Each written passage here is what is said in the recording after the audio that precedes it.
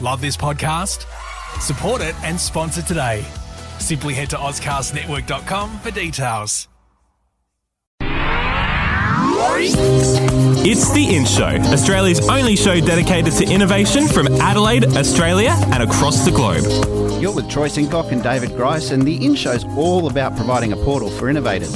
Yeah, there are some incredible ideas out there, and by listening to the show, you're going to hear some entrepreneurs talk about how they began, the challenges they face, and where they are now. You might even discover you're a bit of an entrepreneur yourself. And we're also providing a platform for emerging innovators to have a voice.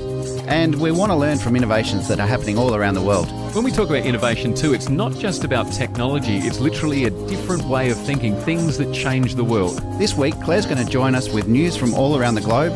And Martin Haese, Lord Mayor of Adelaide, is going to drop by, and we're going to talk to him about his career, his leadership, the highs and lows in his businesses, and he's going to talk to us about an innovation that will set up Adelaide as a leader amongst the capital cities in Australia. It's The In Show. It's all about innovation. You can check us out at theinshow.online, Facebook and Twitter. Now here's Susie Souza, Don Dunstan Foundation's Thinker in Residence. She was here for the Entrepreneurs Week with some inspiration. What she thinks is in is perhaps not what you'd expect.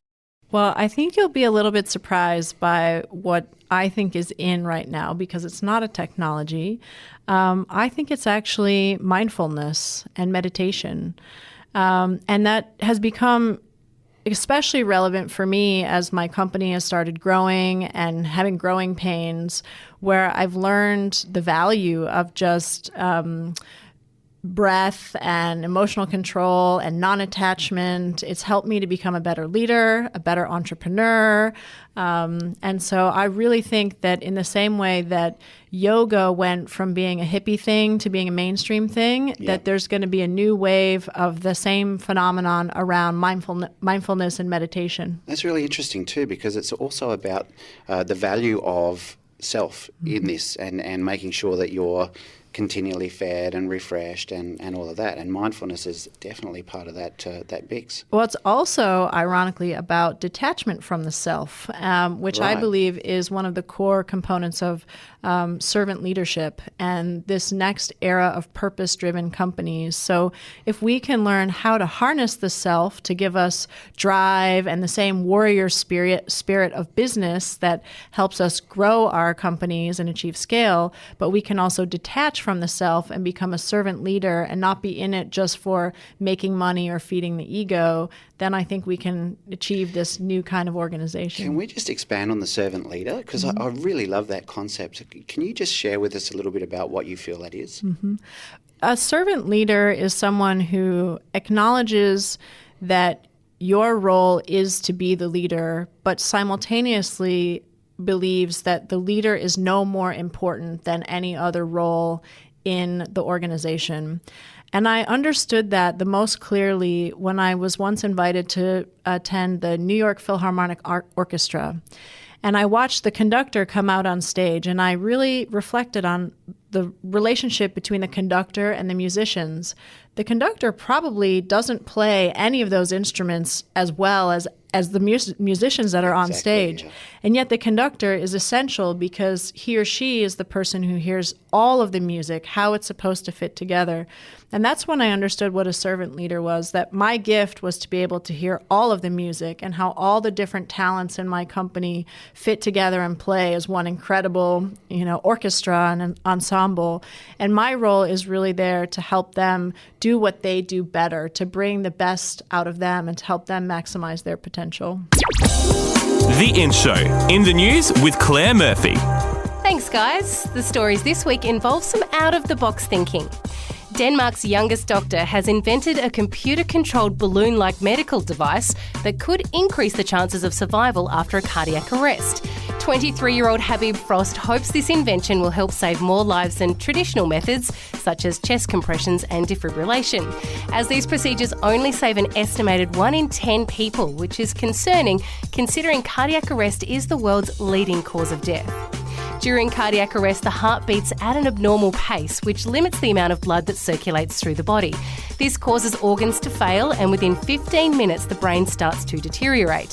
To increase the chances of survival, Habib has created a catheter called New Rescue, which can be inserted into an artery in the leg, then moved into the body's main artery. It's then inflated to obstruct the artery, causing the blood to flow to the two main organs, the brain and the heart. This increases the chances of the heart beating and protects the brain. While chest compressions prolong life by half an hour, Habib believes New Rescue could prolong life by 2 hours. At the moment, Habib's conducting safety tests, but it will be piloted in a couple of hospitals in Europe next year. Let's cross our fingers that those tests work. A group of scientists and engineers in the US have created energy recycling stairs that can minimise the amount of effort needed to climb up and down them. The stairs are spring-loaded, which means that when someone descends them, the step slowly sinks and then locks into place. This reduces the impact on a person's ankles by 26%. When someone ascends the steps unlock and the saved energy in the springs is used to make the user's climb easier by 37%. The springs in each step essentially act as cushions and boosters. It's a cost-effective system that can be attached to existing staircases and can be easily removed as they're not permanent fixtures. Over 360 trials have already been conducted and no issues have been recorded. It's hoped this new technology could make it easier for people with mobility issues to go up and down flights of stairs. Some even believe that if the technology was further developed, it could spell the end of elevators and travelators. Japanese developers may have found a way to end smell harassment in the workplace. They've designed a device that allows office workers to self-test their sweat and odour levels. The device is called Kun Body, which in Japanese means sniff. It allows you to test sweat and odour levels behind the ear, under the armpit, around the head or even under your feet. The device is small enough that it could fit into your pocket. And don't worry, it sends the information via Bluetooth to the No Sweat app on your smartphone so you can keep your results private. There's literally an app for everything these days. The device and app were created by innovation firm Konica Minolta after a group of male employees admitted to each other that they were self-conscious about the way they smelled. The product costs a retail price of around $338 and will be delivered to buyers across Japan near the end of this year. Unfortunately, the company doesn't have plans to sell the product outside of Japan, but I'm sure something similar will be created in Australia. For now, we'll just have to wait patiently amongst our smelly colleagues. And that's what's in news this week. Thanks, Claire. Dave, I don't know about you, but that Kun Body product sounds like it could save a world of heartache. I will never forget making a garlic pasta at work and a fellow staff member came to me very late in the day to bring it to my attention that, I had garlic coming out of every pore of my body. And then I looked back and thought what I must have subjected people to throughout the course of that day. And of course, everyone was a bit too polite and so they didn't raise it. But I could have got through the rest of the day without people talking behind my back and, carrying on about how much I stank. I wonder how many other people out there have experienced the same problem. I mean, we're trying to encourage an active work lifestyle and that sort of thing. And all these people that are riding their bikes to work with no showers, you kind of wonder, well, it'd be pretty useful, I'd imagine. That's a really good point. That's actually a bit of a deterrent as to why I don't ride a bike into work. And it's for that simple reason, to be perfectly honest. The height of summer, riding a bike in, like you're going to be dealing with the consequences when you get to work. There was one guy we used to have that rode in from West Lakes into this building for several years, and I never understood how he got away with it. We certainly don't have a shower here. Got away with it. He must have been one of the lucky ones. Definitely. Well, I mean, the fact that you've now got an app that's going to be able to help you manage and monitor that is pretty profound, I would imagine. Yeah, well, it's all about innovation, including Kun Body on the In Show. Next, our Influencer of the Week, we talk to Martin Haese, Lord Mayor of Adelaide, about his life as an innovator and entrepreneur. Adelaide is starting to be recognised as a smart city, nationally and globally. The City of Churches is rapidly gaining a reputation as the city for innovation. Smart city innovation is becoming a big part of our future. The Adelaide Smart City Studio is supporting people that are creating new smart city products and services for global markets. What we've taken for granted is now being embraced by residents and visitors alike. Station sponsor, Adelaide Smart City Studio, creating opportunities. The In Show with this week's influencer. This segment's all about those influential minds disrupting industries and spearheading innovation. So we're privileged this morning to have Martin Haese, Lord Mayor of Adelaide, here in the studio with us. Martin, people often see you in your role as Lord Mayor of Adelaide, but Troy and I'd like to find out a little bit more about the entrepreneurial man behind the public face of Adelaide. So Can you tell us about the pathway that you took when you left school and kind of what happened? Dave, thank you, and thanks for having me on the program. And first of all, Dave and Troy, this is a really good initiative, so I commend you on it. It's really important to get this message out to the community, so well done. My journey was, when I was at school, I guess I had something which I would describe as a hankering for, running my own business at some point in time in my own career, but at that point in time I had no idea what it was. I studied property. I wanted to be a property valuer when I left school, so I went and studied property at what was then the South Australian Institute of Technology. I was a couple of years through a 3-year degree, and my father very unfortunately got ill and passed away, and that probably changed my mindset in some regard, and I also kind of had a bit of a sense of urgency to get out and get a job. So I worked for a real estate agency for about 5 years on Curry Street, and which I really enjoyed. And I was very young, and I was selling residential real estate, and I was doing a little bit of leasing and so forth. And this was the late 1980s, and the market was pretty good. And but I think most fortunately, when I was working in that job, I had a really good mentor, and that taught me very early on the value of having great people around you and having good mentors who influence what you do. As I worked that role for about 5 years, towards about the age of 25, I spotted a bit of a gap in the market and in the retail market. And I had some experience in retail working for David Jones and Country Road and a few others. I think we all did. John Martin's was one of my first jobs. Exactly right. Well, it's a good founding, I think, or it's a good foundation for everybody in retail because it actually helps you with working with people. So I saw a gap in the market in the fashion industry, and I was not at that point in time professing to be the most experienced person, but I went into it more as a business opportunity and was very fortunate and able to attract the right people in terms of team members to work with me. And I launched a very small store in 1993. And from that point onwards, worked extremely hard on probably in the early years what would be described as a vertical learning curve, and was able to really innovate in the retail space and in the fashion space. So when you talk about the vertical learning curve, what actually specifically do you mean by that?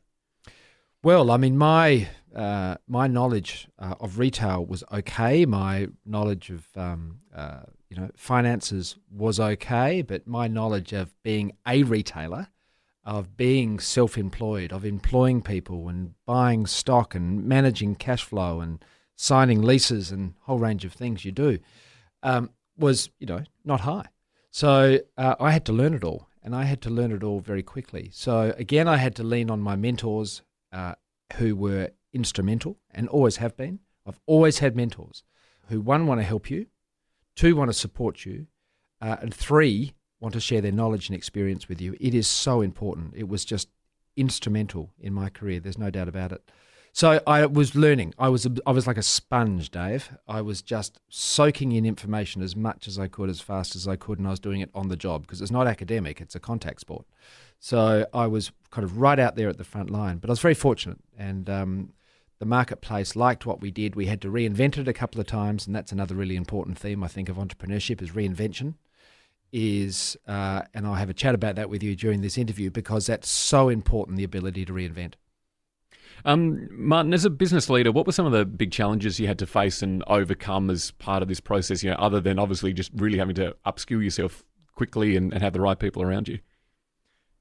Troy, that notion of reinvention, because I got into the retail industry when the rave party scene was really emerging incredibly quickly because it was like a new frontier. It was new music, it was new fashion, it was new culture, it was new hairstyles. I mean, it was just everything. And how about your hairstyle at the time, Martin? Was it... Dave, my hairstyle's always been bad. That's not a fashion thing. And so that was really, really exciting. But if I look at that kind of journey, it was like every 5 years, which in business is not a huge amount of time, but every 5 years I found that we had to reinvent. And we had to go from kind of like rave scene to more of a dance scene to more of a contemporary youth fashion scene. And that all sounds fairly subtle, but it's pretty important because you've got to keep recalibrating to know who your audience is, what their tastes and preferences are, what they expect of you, what their relationship with you is, and that actually changes in business, what the demographics are, and that changes in business. So I really began to embrace reinvention. And what I learned, Troy, is that the best time to reinvent is when you're at the top of your game or towards the top of your game. Mm-hmm.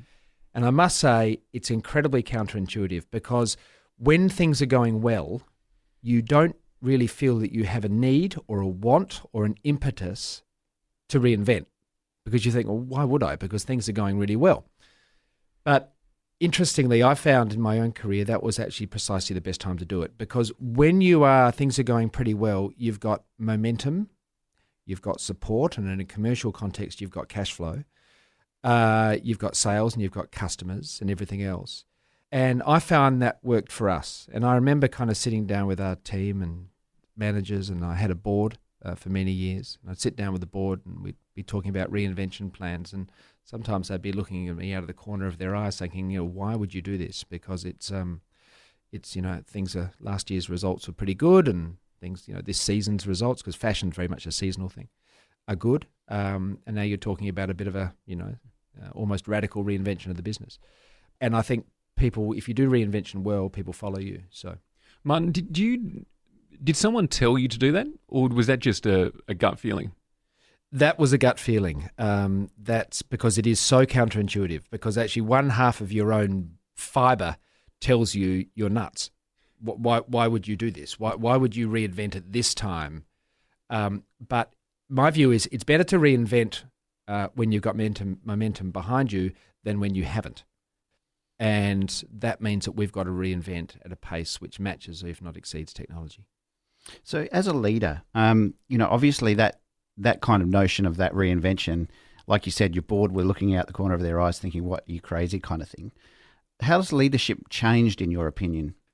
I think 9/10 of leadership is communication. And in many ways, maybe that hasn't changed. I think communication is extremely important to leadership of organisations, community groups, even cities.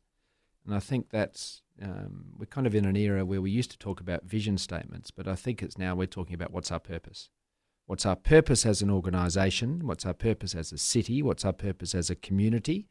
What's our purpose as a main street, as a startup, whatever it could be. In order to really engage people, you've got to have a great deal of authenticity and you've got to have a purpose. We're talking to the Lord Mayor, Martin Haese, and up next we'll find out what he feels are the biggest challenges facing leaders right now. The In Show. It's all about innovation. Adelaide is starting to be recognised as a smart city, nationally and globally. The City of Churches is rapidly gaining a reputation as the city for innovation. Smart city innovation is becoming a big part of our future. The Adelaide Smart City Studio is supporting people that are creating new smart city products and services for global markets. What we've taken for granted is now being embraced by residents and visitors alike. Station sponsor, Adelaide Smart City Studio, creating opportunities. And it's the In Show with Troy and David. It's all about innovation, and shortly Claire returns with the networking events, meetups and info sessions you can check out this week.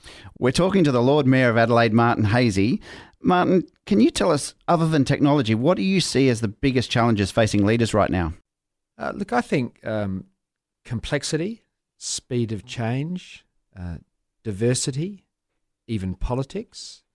But the leader's role is, I have never thought it's the leader's role to actually have all the answers. In fact, I kind of have the view that if the leader does think the leader is the one that needs to have all the answers, that can be a bit scary for an organisation because the entire organisation is predicated on one person. And that's not a sustainable enterprise. So the leader's role is to embrace the collective talent of everybody. When I was running and owning my own businesses, I found that some of our greatest innovations certainly did not come from me. They came from the team, whether it was the frontline team, the managerial team, the marketing team, the product procurement team, the finance team, whoever it was. It was often their really good ideas, which we would explore together, and then I'd really get behind it. And maybe my job was to articulate what that looked like. So let's ask a bit of a personal question right now, if we can. What is the most proudest moment that you've had in your life to date? Well, I put my life to some degree into compartments. So, you've got your own personal, pride moments. And, I think it was probably meeting my wife. But commercially, I think realising that dream in 1993 to kind of open that first shop was, terrific, because it was just really, really exciting. And it was, really scary, but it was really exciting. Yes. And being able to grow that business was just wonderful. I was managing and owning retail stores on Rundle Mall for kind of a long time. In fact, I've been in the city of Adelaide working since 1980. I was 15 years old when I got my first job at David Jones. Wow. So I've always been in the city. And then after selling the business in 2006, in 2008, I first became involved with City Council because I was a founding board member of the Rundle Mall Management Authority, which is an organisation which is still there and doing really well, and it looks after the Rundle Mall precinct. And then I became the general manager of that organisation for 3 and a bit years. And I was able to implement a great deal of change there, and then I was able to become the Lord Mayor of the city, which was wonderful. So, like everybody's life, there's been a number of really high points, and there's always a flip side because, of course, there's been a number of really low points. You do have your high points, you have your low points. And someone said to me when I was having a particularly low point that, look, it's like the weather. I know it's a really dark, cold winter at the moment, but spring will come. and it does. It just does. It always has and it always will. So, can you tell us about the low point and what got you through? Yeah, well, I mean, commercially, I had a really low point in year 2000. And I had expanded the YouthWorks business, which was my retail stores, into Melbourne in about 1998. And Adelaide, thankfully, was doing well. Melbourne was doing badly. And it was kind of going into a new market, and I was beginning to doubt myself that I'd kind of gone into the most competitive fashion market in Australia. Kind of what happened is that our costs went up as a result of GST coming in because we had to hire some more staff and so forth. Then for a period of about 6 months, kind of consumer demand really fell away. And a lot of consumer and retail businesses would remember that who were in business at that time. So sales went down, costs went up, Melbourne was losing money and Adelaide was doing okay. And, I got so close to just packing it in, it wasn't funny. Thankfully, the Christmas trade of that year proved to be a lot better than what we'd expected, even after we'd forecast it downwards about 3 times. But it did really well. And it saved us. And but it was incredibly tough. And I think I was employing about 80 people at that point in time. And I'm thinking, oh, God, these folks may not have a job next month. But that was excruciatingly difficult. And I would never shy away from that. It was tough. But sometimes those really tough times actually begin to define you, because you think when you have enough time, you have another tough time, and we all have them. And you think, well, I got through the last one, and this one might be different, but I did get through it. And, we're still here. Yeah. And, and in many ways, it actually galvanizes you to innovate. It really forces you to think, well, I've got to think differently. It's really nice to hear too that the responsibility you felt for your staff, like these people, these 80 people might not have a job tomorrow. I'm really heartened to sort of hear that your heart was very much about your staff and the people that are helping you build your business. They're critical. I mean, no team members, no business. I mean, it's as simple as that. So the team are everything. You touched on innovation before, and it's funny, obviously people tend to relate innovation and technology, but that doesn't always have to be the case, does it? It can simply be a shift in thinking. Can you tell me about some of the innovations that you've implemented yourself in business? Innovation's interesting because it's challenging business as usual. So technology is not an end unto itself. It's just an enabler of things. So, but technology can come through anything from product design to marketing to branding to communications. It can come through leadership, it can come through engagement, it can come through social kind of causes and social responsibility. Innovation can come through anything. And what I used to look for is what I would call the segues. So that if you had an industry who is not in your industry or sector, which is quite different to your sector, and you look at how they do things, you say, that's really interesting, but how could that apply to my sector?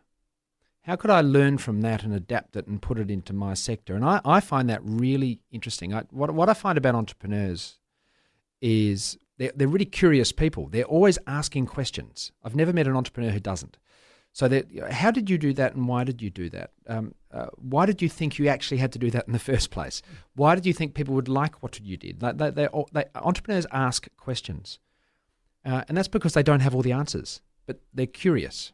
And I think that's one really defining thing about entrepreneurs is that they're curious. So we've got one last question for you, Martin.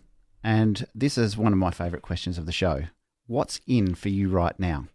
Dave, it's a really easy one for me to answer, I must say, is that the City of Adelaide, we're working on a 10 gigabit data network for the CBD and if not for the whole City of Adelaide. So it's really in terms of it's an imperative. It's something that we are looking at incredibly deeply, and I'll share with you what that is that we asked ourselves a really simple question, and it was, what's going to really put Adelaide on a different trajectory? And we said, okay, it's data. So data is like infrastructure. And we said, if we could deliver Adelaide as the capital city in Australia, which has got the fastest data, the most reliable data and the most secure data, we would put Adelaide into a really different space. So we know that NBN's rolling out throughout the city. We know the state government's working on a really good project called Gig City, which is connecting geographical locations around the city. We looked at all that and we said, right, how do we do that for every building? How can every commercial building in Adelaide actually connect into a data network which is fast, has incredible bandwidth, and has got great security? So we've been working on this project and we did a global expression of interest, and we got 26 respondents from right around Australia, some local too, of course, and internationally. And this will come to the council chamber within a matter of weeks, and it's something we believe that we can deliver in partnership with others. So that's what's in. A really fast data network for Adelaide, we think, is the thing that changes everything. Lord Mayor of Adelaide, Martin Haese, we've loved having you on the show. Thanks for joining us on the In Show. Thanks so much for having me. What's in Adelaide, in Australia and innovation? This week, the Future Jobs Fund is open for South Australian businesses to apply for grants and loans to assist growth projects that will result in sustainable jobs. Applications close this Friday, so make sure you head to the Future Jobs page on the Treasury website for more. This Friday, the Adelaide Dynamic Biz Network is hosting their meetup from 11 a.m. at the Cascada Cafe, 540 Glenburn Road at Burnside. This meetup group is all about small business, self-improvement, professional development, networking, business strategy, life coaching and entrepreneurship. Head to theinshow.online for more. GovHack returns this Friday to Sunday, and once again, the Innovation and Collaboration Centre at UniSA will be hosting the event. GovHack is a series of weekend-long hackathons held simultaneously across Australia and New Zealand, where teams use open data made available by the government to showcase how they can create innovative services for South Australians. Check out the GovHack website for more. A reminder that the Talent Unleashed Awards are still on the lookout for the next wave of tech superstars from across the globe. To apply, just head to the Talent Unleashed website. Check the events page on the InShow website for all the links and info. And before you head out to your next event, download the Phoner app, find people easier and market yourself better, all using station sponsor Phoner on your mobile. Thanks, Claire. And if you've got an event you'd like us to highlight, just drop us a line at theinshow.online. Next week on The In Show. Terry Gold's going to join us from Global Accelerator Techstars, and we'll also be talking to Ashley Manuel from Growing with Gratitude about a wonderful program he's doing in primary schools. And as usual, Claire will be bringing us the news from around the world and highlighting all the cool events going on. And make sure you check out theinshow.online. There you can listen to our podcast, find out more about this week's guests. If you're working on an innovation, let us know, and you can follow us on Facebook and Twitter. Well, that just about wraps us up for this week, Troy. We look forward to chatting to you more about innovation next Monday. Love this podcast? Support it and sponsor today. Simply head to AuscastNetwork.com for details.